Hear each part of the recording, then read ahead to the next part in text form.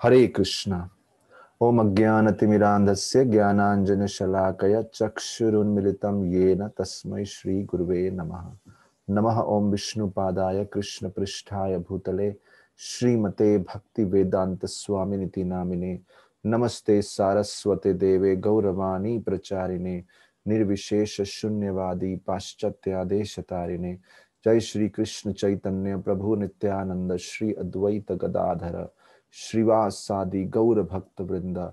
हरे कृष्ण कृष्ण कृष्ण हरे हरे, हरे राम राम राम हरे हरे। हरे कृष्णा। सभी भक्तों का स्वागत है। आइए चर्चा करते हैं श्री चैतन्य महाप्रभु के बारे में। ऐसा कहते हैं कि भगवत गीता में बताया गया है चौथे अध्याय के 7वें और 8वें श्लोक में, यदा यदा हि धर्मस्य ग्लानिर्भवति भारत अभ्युत्थानम अधर्मस्य तदात्मानं सृजाम्यहम्। देखिए, ये प्रकृति का स्वभाव है। कोई भी चीज अगर हम छोड़ते हैं तो वो स्वाभाविक नीचे गिरती है। किसी भी चीज को हम ऊपर से छोड़ते हैं तो वो नीचे गिरती है। ग्रेविटी का प्रभाव है। उसी प्रकार से अच्छे गुणों की भी ग्लानि होती है, धर्म की भी ग्लानि होती है। जैसे शरीर का देखभाल ना करें तो धीरे धीरे शरीर भी धीरे धीरे बीमार होने लगता है।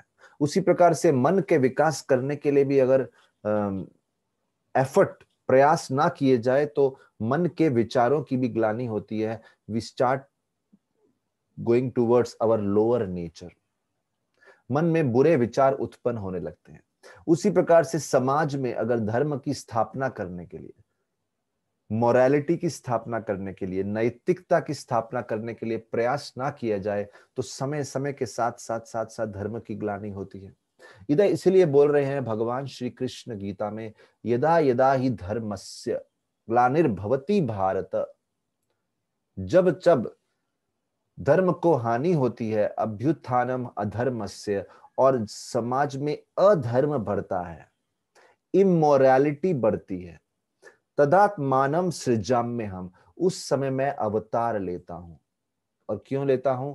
परित्राणाय साधुनाम विनाशाय च दुष्कृताम। जो दुष्कृत व्यक्ति हैं, जो बुरे मार्ग पे चलने वाले व्यक्ति हैं, उनका विनाश करने के लिए, और जो सद्मार्ग पे चलने के लिए व्यक्ति हैं, जो समाज की प्रगति के लिए कार्य करते हैं, समाज के धार्मिक विकास के लिए कार्य करते हैं, समाज के कल्याण के लिए कार्य करते हैं, उनकी रक्षा करने के लिए मैं अवतार लेता हूं। अवतार यानी भगवान अपने धाम से इस पृथ्वी पे प्रकट होते हैं। देखिए, भगवान कहीं कहीं अलग अलग समय पे अलग अलग प्रकार से अवतार लेते हैं। सत्य युग में भगवान अलग अवतार लेते हैं, त्रेता युग में भगवान अलग अवतार लेते हैं, द्वापर युग में अलग अवतार लेते हैं, और कलयुग में अलग अवतार लेते हैं। आप समझ सकते हैं जैसे हमारा समय के अनुसार समाज की जरूरतें बदलती जाती हैं, समाज के फैशंस बदलते हैं, समाज के भोजन करने के तरीके बदलते हैं, समाज का रहन सहन का तरीका बदलता है। उसी प्रकार से भगवान भी देखते हैं समाज की बदलती जरूरत के अनुसार ही मुझे अवतार लेना पड़ेगा। डॉक्टर को मेडिसिन देनी पड़ती है समय और बीमारी के अनुसार। तो भगवान का अवतार लेना मतलब एक ऐसे डॉक्टर का रूप लेना जो उस समय की बीमारी के लिए परफेक्ट, पूर्ण रूप से अनुकूल है। जैसे कोई बीमारी के लिए सर्जन का रूप होता है, कोई बीमारी के लिए पीडियाट्रिशियन बच्चों के लिए लगते हैं, हर बीमारी के लिए, अगर दिमाग की बीमारी है उनके लिए अलग डॉक्टर लगते हैं। उसी प्रकार से एक ही भगवान अलग अलग अवतार लेते हैं। तो जो भगवान, जो साक्षात श्री कृष्ण अलग अलग अवतार लेते हैं, ऐसा बताया गया है कलयुग में श्री कृष्ण साक्षात श्री चैतन्य महाप्रभु का अवतार लेते हैं। और इस बात की घोषणा शास्त्रों में श्री चैतन्य महाप्रभु के आने से कहीं समय पहले कर दी गई। देखिए, समय समय पे भगवान का अवतार लेना हमारे लिए उनके प्रेम को इंगित करता है, अपार प्रेम को, कि भगवान चिंतन कर रहे हैं हमारे बारे में, और जैसा रूप हमारे कल्याण के लिए अनुकूल है वैसा ही रूप धारण करते हैं। तो कलयुग में विशेष रूप से भगवान क्या सोचते हैं? भगवान सोचते हैं कि मुझे, देखिए, जब बच्चा पढ़ाई में बहुत कमजोर हो तो भगवान, तो टीचर जो है स्वयं हाथ पकड़ के उनको लिखना सिखाते हैं। क्योंकि बहुत कमजोर है, ऐसे बोलने से समझ में नहीं आएगा। तो श्री कृष्ण ने भगवत गीता का ज्ञान दिया द्वापर युग में, द्वापर युग के जस्ट अंत में कृष्ण ने भगवत गीता का ज्ञान दिया। भगवत गीता में बहुत सारी बड़ी बड़ी बातें करी थी, लेकिन जैसे जैसे समय बढ़ता गया, जो भगवत गीता में इतनी बड़ी बड़ी बातें लिखी हैं, लेकिन वो इस कलयुग के जीव फॉलो कैसे करेंगे? भगवान ने देखा कलयुग में लोगों के पास धैर्य नहीं है, समय नहीं है, बुद्धि भी कम है, शास्त्र समझ में नहीं आते। तो भगवान ने सोचा मुझे पर्सनली स्टूडेंट बन के उनको दिखाना पड़ेगा भगवत गीता के तत्वों को कैसे फॉलो किया जाए। तो भगवान ने सोच लिया मुझे भक्त बन के जाना पड़ेगा। श्री कृष्ण की सबसे बड़ी भक्त हैं श्रीमती राधा रानी। इसलिए बोलते हैं जब भगवान ने अवतार लेना था, उन्होंने श्रीमती राधा रानी का रूप ले लिया। जैसा आप यहां देख रहे हैं सामने श्री कृष्ण विराजमान है और श्री कृष्ण के साथ श्रीमती राधा रानी। श्री कृष्ण ने जब श्रीमती राधा रानी का रूप ले लिया तो प्रकट हो गए श्री चैतन्य महाप्रभु, जैसे आप देख रहे हैं। श्री चैतन्य महाप्रभु का अवतार यानी श्री कृष्ण जो राधा रानी का भाव धारण किए हैं, श्रीमती राधा रानी की कांति को धारण किए। श्री कृष्ण जो है श्याम वर्ण के हैं और श्रीमती राधा रानी जो है गौर वर्ण की है, गोल्डन कंप्लेक्शन, स्वर्ण वर्ण है उनका, स्वर्ण उनका रंग जो है, कांति है। तो श्याम वर्ण के कृष्ण ने जब श्रीमती राधा रानी का स्वर्ण जो उनका कांति था वो धारण कर लिया, तो श्री कृष्ण श्री चैतन्य महाप्रभु के रूप में आ गए जो स्वर्ण कॉम्प्लेक्शन में थे, गोल्डन कॉम्प्लेक्शन, गौर वर्ण। इसीलिए उनका नाम हुआ गौरांग। चैतन्य भी नाम है, गौरांग भी नाम है। अभी हम इस तत्व पे डिटेल में बाद में चर्चा करेंगे, लेकिन आज का हमारा विशेष जो चर्चा है वो ये है कि क्या श्री चैतन्य महाप्रभु के आने से पहले उनके बारे में शास्त्रों में कहा गया था, शास्त्रिक प्रमाण क्या है? क्योंकि अगर कोई भी व्यक्ति घोषणा करता है कि मैं भगवान का अवतार हूं, तो उसके लिए कोई शास्त्रिक प्रमाण होना चाहिए। नहीं तो कोई भी राह चलता व्यक्ति जिसके थोड़े से फॉलोअर्स, अनुयायी हो गए, वो बोलने लगेगा मैं कृष्ण का अवतार हूं। इसलिए शास्त्र हमें चेतावनी देते हैं, do not accept anyone and everyone as God. किसी भी राह चलते व्यक्ति को भगवान का अवतार मत मान लो। अगर कोई बोलता है वो भगवान कृष्ण का अवतार है, तो शास्त्र में खोल के देखो क्या उनके बारे में भविष्यवाणियां की गई हैं। आइए देखते हैं ऐसे ही कुछ शास्त्रों के श्लोक जिसमें बड़ी सुंदरता से बताया गया है कि कैसे भगवान श्री चैतन्य महाप्रभु के आगमन के बारे में, उनके आने से कहीं पहले ऐसी भविष्यवाणियां कर दी गई। आइए देखते हैं उन भविष्यवाणियों के बारे में। देखिए ये भविष्यवाणियां श्री चैतन्य महाप्रभु के आने से हजारों हजारों साल पहले की गई हैं और इसमें से मैक्सिमम भविष्यवाणियां भगवान श्री कृष्ण ने अपने मुख से की हैं। साक्षात श्री कृष्ण बोल रहे हैं कि मैं श्री चैतन्य महाप्रभु के रूप में प्रकट होऊंगा। सबसे पहली भविष्यवाणी जो हम देखते हैं वो पुराणों में से देख रहे हैं। अभी देखिए शास्त्र कई प्रकार के होते हैं, पुराण, उपनिषद, महाभारत, वेद। हम हर कैटेगरी के शास्त्र लेंगे और देखेंगे कि चैतन्य महाप्रभु के बारे में क्या भविष्यवाणियां की गई। सबसे पहले हम देख रहे हैं पुराणों में से। जो पुराण हैं कई प्रकार के हैं, उसमें से सबसे पहले नाम दिया गया है आदि पुराण का, जैसे आप देख रहे हैं, और नारद पुराण का। इन दोनों पुराणों में स्पष्टता से लिख गया कि भगवान श्री कृष्ण स्वयं बोलते हैं मैं कलयुग में अवतार लूंगा एक ब्राह्मण के रूप में, भगवान के रूप में नहीं, क्योंकि मुझे भक्ति करके दिखानी है तभी लोग करेंगे। अहम एव द्विज श्रेष्ठो, द्विज श्रेष्ठ यानी ब्राह्मणों में श्रेष्ठ, द बेस्ट ऑफ ब्राह्मणस। प्रच्छन्न विग्रह, प्रच्छन्न विग्रह यानी एक ऐसा रूप लूंगा कि लोग पहचान नहीं पाएंगे कि ये भगवान है। प्रच्छन्न, कवर्ड अप, हिडन।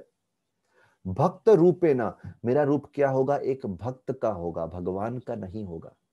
लोकम रक्षामि सर्वदा, और क्या मेरा उद्देश्य होगा, इस जगत की रक्षा करना, उनका कल्याण करना। आगे चल के हम देखेंगे कि भगवान कल्याण कैसे करेंगे, लेकिन अभी हम प्रमाण देख रहे हैं।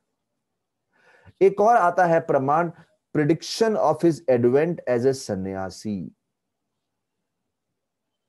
एक ऐसा भविष्यवाणी जिसमें घोषणा की गई है कि जब भगवान अवतार लेंगे तो सन्यास ले लेंगे, और इसकी घोषणा उप पुराणों में की गई है। वो भी पुराणों का ही एक भाग है। आइए देखते हैं क्या लिखा है। अहम एव क्वचिद ब्रह्म सन्यास आश्रम आश्रित। बोले मैं आऊंगा और सन्यास आश्रम आश्रित, मैं आश्रय लूंगा सन्यास आश्रम का, एक सन्यासी बन जाऊंगा। हरि भक्तिम ग्रह्यामि, और मैं हरि की भक्ति को ग्रहण करके कलौ पाप हतन नरन, और कलयुग में उस भक्ति का प्रचार करते हुए कलयुग के सभी पापों को नष्ट करूंगा।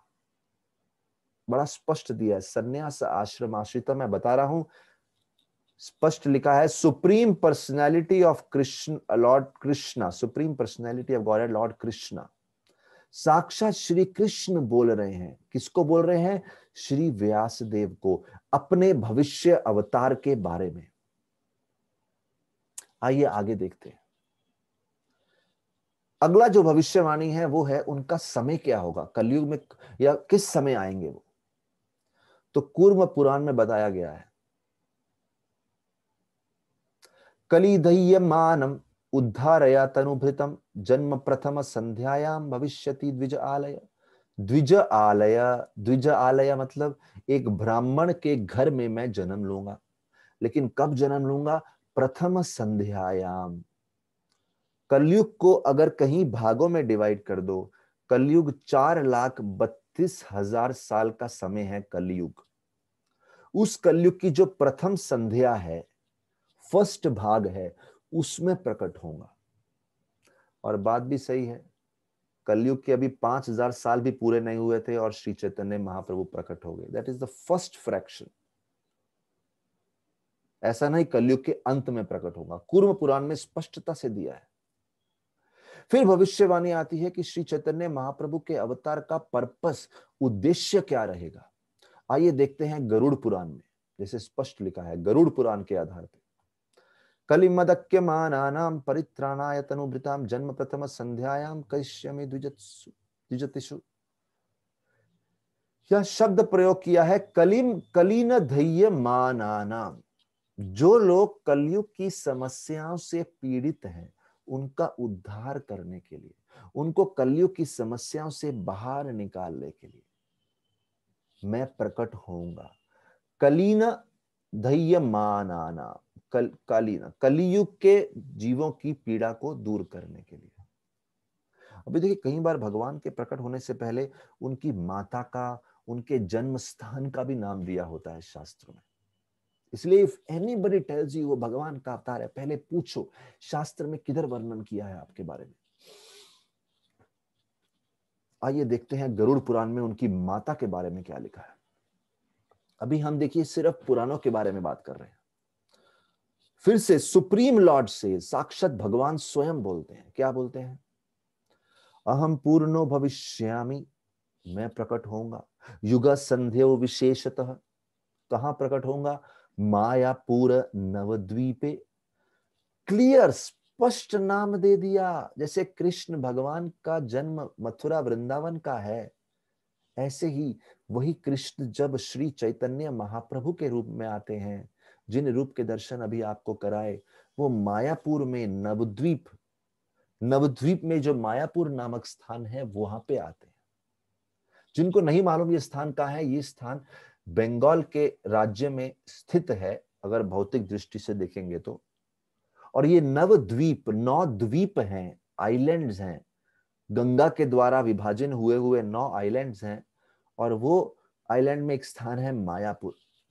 भविष्यामि शची सुता, व्हाट इज शची सुता? मैं शची माता का पुत्र बन के आऊंगा। मां का नाम दिया है शची देवी।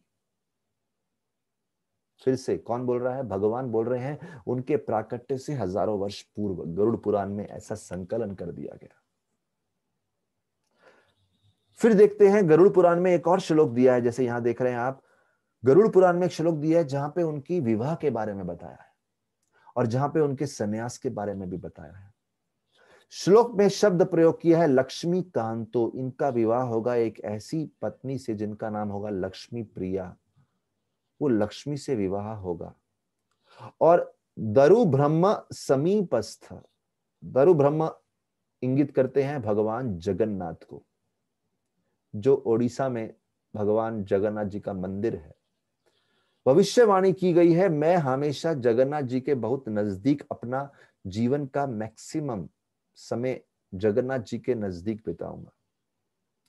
और किस रूप में बिताऊंगा? सन्यासी गौर विग्रह, सन्यास लेके गौर विग्रह, स्वर्ण गौर रूप धारण करके सन्यासी के रूप में जगन्नाथ जी के समीप रहूंगा, गृहस्थ जीवन में नहीं रहूंगा। देखिए कितना कुछ हो गया, माता का नाम हो गया, पत्नी का नाम होगा, उनका उद्देश्य हो गया, उनका जन्म स्थान हो गया, उनका जन्म काल हो गया।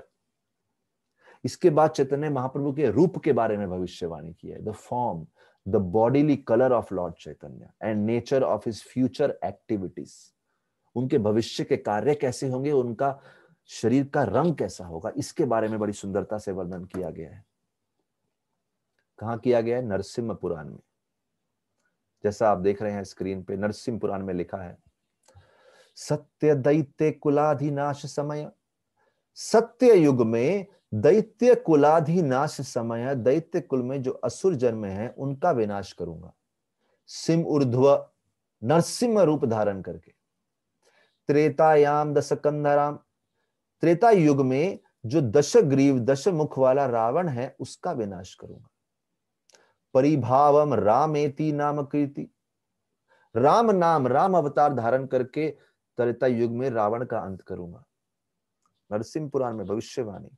गोपाल परिपालयन व्रजपुरे, व्रजपुरे वृंदावन में, व्रज में गैयों का पालन करते हुए, ग्वालों का पालन करते हुए, परिपालयन, भारम हरन द्वापरे, द्वापरे में ये जिम्मेदारी उठाऊंगा मैं। और भगवान बोलते हैं ये सब करने के बाद जब कलयुग आता है, नरसिम्हा पुराण में दिया है, देखिए ये वाला बात, जब कलयुग आता है तो मेरे कार्य क्या रहते हैं और मेरा शरीर का रंग कैसा रहता है। गौरांग, मेरा अंग गौर वर्ण का हो जाता है, स्वर्ण वर्ण, गोल्डन कंप्लेक्शन। श्याम वर्ण नहीं रहता कृष्ण जैसा, क्योंकि श्याम वर्ण ढक गया राधा रानी की कांति से। प्रिय कीर्तन, और उनका सबसे प्रिय कार्य क्या रहता है? कीर्तन। एक भक्त के रूप में कीर्तन करते रहते हैं, हरे कृष्णा कृष्ण कृष्ण हरे हरे, हरे राम राम राम हरे हरे। कलयुगे चैतन्य नाम, और नाम भी दिया है, मुझे चैतन्य नाम से जाना जाऊंगा, कलयुग में इस रूप में प्रकट होता हूं।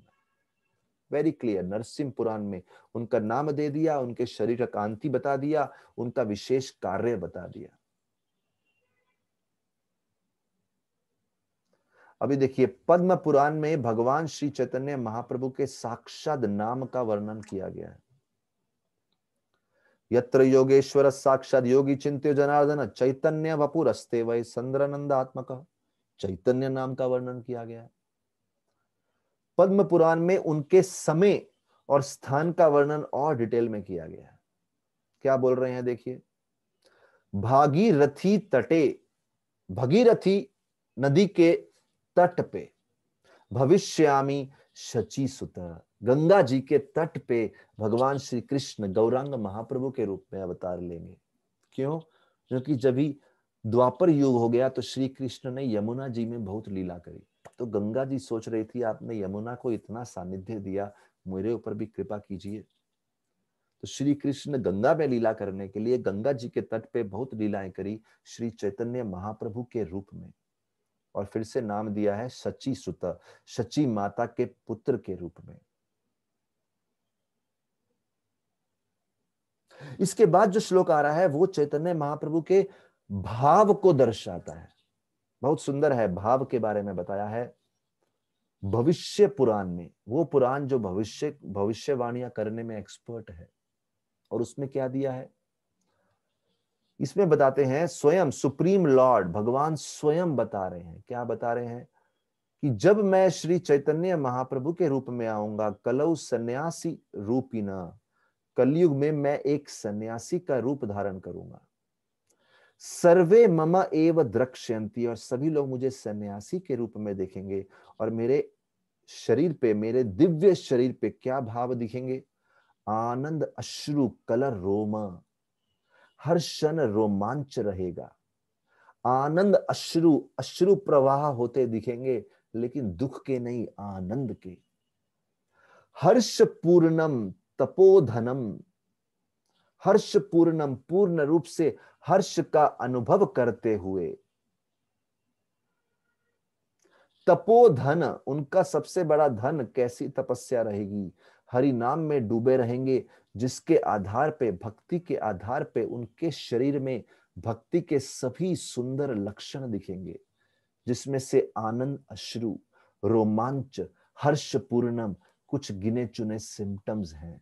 ये भविष्य पुराण में वर्णन किया है इसका। और ऐसी ही बातें अग्नि पुराण में भी दी गई हैं, जहां पे वर्णन किया है प्रशांतात्मा लंबकंटस गौरांगश्च सुरावृता। प्रशांत आत्मा, बड़े शांत स्वभाव के। देखिए ये शब्द इंपॉर्टेंट है, क्योंकि जब भी भगवान अवतार लेते हैं, कोई अस्त्र के द्वारा किसी को मार रहे हैं, कुछ दंड दे रहे हैं, लेकिन जब श्री चैतन्य महाप्रभु के रूप में आएंगे तो किसी को दंड देने के मूड में नहीं है। सबको माफ करके, आलिंगन करके शुद्ध प्रेम दे रहे हैं, प्रशांत आत्मा। तो अग्नि पुराण में हमको शॉक या चौंका देने वाला एक श्लोक बताया है कि देखो भगवान जब भी अवतार लेते हैं, कभी किसी को दंड देते हैं, कुछ करते हैं, ऐसा राज करते हैं, लेकिन ये तो प्रशांत आत्मा रहेंगे। लंब कंठस, अ ब्यूटीफुल लॉन्ग नेक, उनके शरीर के अंग भी लॉन्ग रहेंगे, सुंदर रहेंगे। गौरांगस, स्वर्ण कांति धारण किए हुए। सुरावृत, बहुत इंपॉर्टेंट है, हमेशा कहीं भक्तों से घिरे रहेंगे जो कीर्तन में मग्न है। सुरावृत, आवृत, ढके हुए, घिरे हुए, कहीं भक्तों से। इस प्रकार से वर्णन किया है। प्रशांत आत्मा, भक्ति की शांति का अनुभव करते हुए और वितरण करते हुए अग्नि पुराण में इसका वर्णन किया है। और उसी प्रकार से मत्स्य पुराण में वर्णन किया है।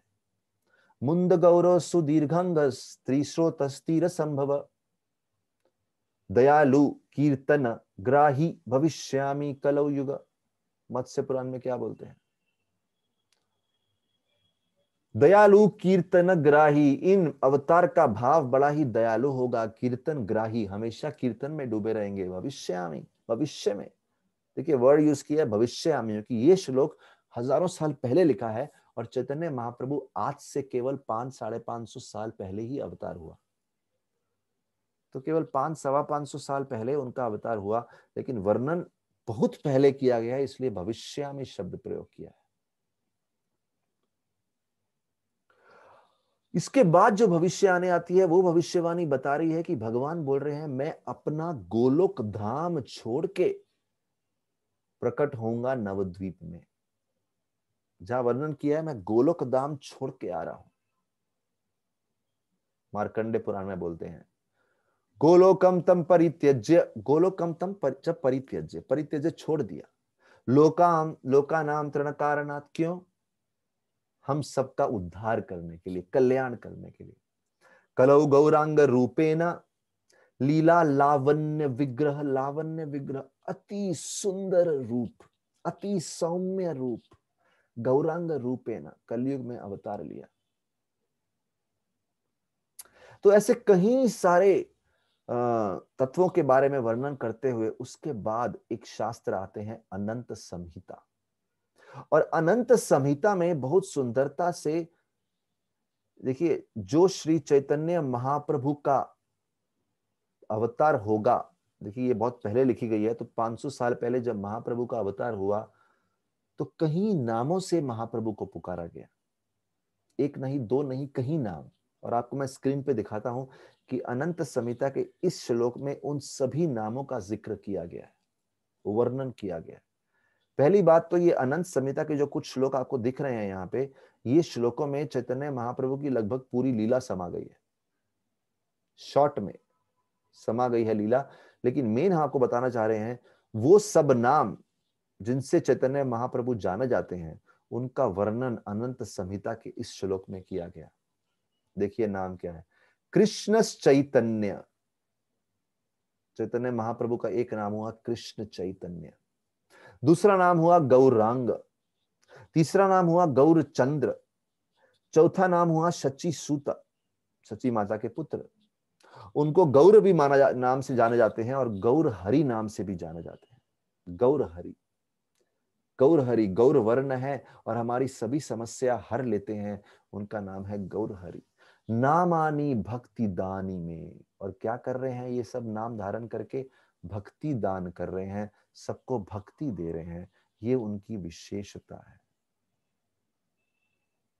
और यही नहीं, जो व्यक्ति इन नामों का जप करेगा, भगवान के इन नामों को हमेशा पुकारता रहेगा, उसके अंदर भक्ति की प्रगति, भक्ति हृदय में विकास अच्छे से होगी।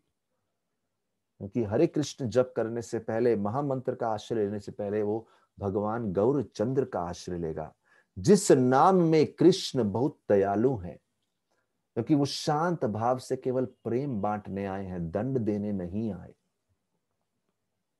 और इतने सुंदर श्लोक करने के बाद आइए, अभी तक हमने पुराणों में से चर्चा करी, अभी चर्चा करते हैं महाभारत में से।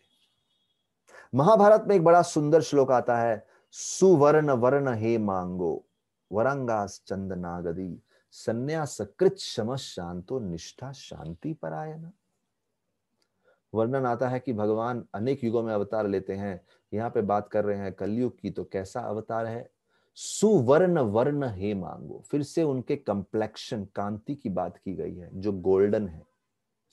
चंदन अंगदी, उनका शरीर हमेशा चंदन का जो लेप होता है उससे सुसज्जित है। सन्यासी का रूप है। कृत शमः शांत, एक शांत रूप लिया हुआ है, किसी को दंड देने नहीं आए, माफ करने आए हैं। निष्ठा, जिनके जीवन की निष्ठा पूर्ण रूप से हरे कृष्ण की कीर्तन में है, भगवान कृष्ण के नामों के कीर्तन में उनकी निष्ठा है। शांति परायण, his life is dedicated to peace, no war, कोई युद्ध नहीं, कोई पनिशमेंट नहीं, उनका जीवन का एकमात्र लक्ष्य है शांति और प्रेम स्थापना करना। ऐसा महाभारत में बताया गया। और इसके बाद अभी देखिए यहां लिस्ट दिया है, अभी तक हमने इनमें से कहीं पुराणों का नाम दिया, आदि पुराण, कूर्म पुराण, गरुड़ पुराण, नरसिंह पुराण, पद्म पुराण, नारद पुराण, ब्रह्म पुराण, भविष्य पुराण, इत्यादि इत्यादि। देखिए पुराणों का रेफरेंस दिया, लेकिन कोई पूछेगा वेदों में और उपनिषद में कहां दिया है, तो आइए वेद और उपनिषद भी ले लेते हैं। वेद और उपनिषद भी ले लेते हैं। सबसे पहले उदाहरण दिया है अथर्ववेद का, जिसमें एक पुरुष बोधिनी उपनिषद भी आता है, और वर्णन किया है सप्तमे गौर वर्ण। सप्तमे मतलब सातवें मनवंत्र में, जो मानव जाति के राजा होते हैं, अनेक मनु होते हैं, तो जो सातवें मनु राजा का काल है, उसमें चैतन्य महाप्रभु आते हैं। बड़े स्पष्टता से वर्णन किया है और बोलते हैं स्व मनुम शिक्षयति। क्या शिक्षा देते हैं? भगवान श्री कृष्ण अपने नाम जप करने की शिक्षा दे रहे हैं, अपने आप एक भक्त बन के। फिर अथर्ववेद में बताया है, तीर अथो लकनंदय कलौ चतु सहस्र अब्धोपरी। बहुत सुंदर है, चतु सहस्र अब्धोपरी। जब कलयुग के 4000 साल पूर्ण हो चुके होंगे, पंच सहस्र अभ्यंतरे, पंच सहस्र अभ्यंतरे, लेकिन 5000 साल समाप्त नहीं हुए हैं। 4000 और 5000 के बीच का समय, लगभग कलयुग के 4500 साल पूरे हो जाते हैं, मतलब आज से 550 वर्ष पूर्व। उस समय गौर वर्ण धारण करके, दीर्घ अंग, उनका रूप लंबे चौड़े, विद लॉन्ग लिम्स, सर्व लक्षण युक्त ईश्वर, जैसे आप देख रहे हैं, उनके शरीर में ईश्वर के सारे लक्षण दिखेंगे। प्रार्थितो निज रस आस्वादो। व्हाट इज निज रस आस्वादो? अपनी ही भक्ति का आस्वादन करने के लिए, निज अपनी रस आस्वादो, भक्ति का आस्वादन करने के लिए भगवान भक्त बनते हैं। भक्त रूपो मिश्राख्यो, भक्त रूप धारण करते हैं। विदित योग स्वयं, और भक्ति योग का ज्ञान देते हैं। ऐसा अथर्व वेद में भगवान स्वयं बोल रहे हैं, और बोल रहे हैं इतो थम कृत संन्यासो, मैं संन्यास लूंगा। अवतीरश्यामी, संन्यास का रूप धारण करूंगा। बहुत स्पष्ट श्लोक है वेदों में से, अगर किसी को वेदों में से उदाहरण चाहिए तो वो भी दिया है। फिर एक और उपनिषद लिया है, छांदोग्य उपनिषद, क्योंकि हम चर्चा कर रहे हैं वेदों और उपनिषद की। और छांदोग्य उपनिषद में से तो कहीं 15-20 श्लोक आते हैं। उन श्लोकों में बड़ी स्पष्टता से दिया है। देखिए ये एक श्लोक है, श्लोक नंबर 5, मायापुरम इति रियते। भगवान अवतार लेंगे मायापुर में, जो आज की डेट में हम बंगाल में देखते हैं। चैतन्यस्य पर आत्मनः, नाम होगा चैतन्य। मायापुर में भी एक स्थान होगा, उसे बोलेंगे अंतरद्वीप, क्योंकि नवद्वीप के 9 द्वीप हैं, उनमें से जो सेंट्रल द्वीप है अंतरद्वीप, वहां पे भगवान जन्म लेंगे। उसके बाद 5वें श्लोक में ही कंटिन्यू करते हुए चैतन्य उपनिषद में से देखिए, श्री चैतन्य उपनिषद यहां पे लिखा है, जाह्नवी तीरे, जाह्नवी नदी के तट पे, गंगा जी के तट पे, नवद्वीप धाम में, द्विभुज धारण किए हुए, 2 भुजाओं में, ऐसा नहीं चतुर्भुजा या अष्टभुजा या षडभुज, नहीं, द्विभुज। गौर सर्वात्मा महापुरुष, गौर वर्ण में महापुरुष भगवान स्वयं अवतार लेंगे, महाप्रभु। इसी प्रकार से चैतन्य उपनिषद के 6ठे श्लोक में जाते हैं तो वहां पे भी ऐसा ही वर्णन है। वहां पे वर्णन आता है, एको देवो सर्वरूपी महात्मा, एक भगवान है जो अलग अलग रूप में प्रकट होते हैं। गौर रक्त श्यामल श्वेत रूप, गौर रक्त श्यामल श्वेत, 4 प्रकार के रूप 4 युग में होते हैं। एक बार गौर्ण वर्ण लेते हैं, एक बार लाल वर्ण लेते हैं, एक बार श्यामल यानी श्याम वर्ण, काला ब्लैकिश, एक बार श्वेत यानी व्हाइट कंप्लेक्शन धारण करते हैं। और ऐसा शास्त्रों में बताया गया है कि जिस प्रकार से सतयुग में, द्वापर में, त्रेता में रंग कुछ धारण करते हैं, कलयुग में गौर वर्ण धारण करते हैं। इस प्रकार से चैतन्य उपनिषद को हम डिटेल में देख सकते हैं और बहुत सुंदर वर्णन किया है।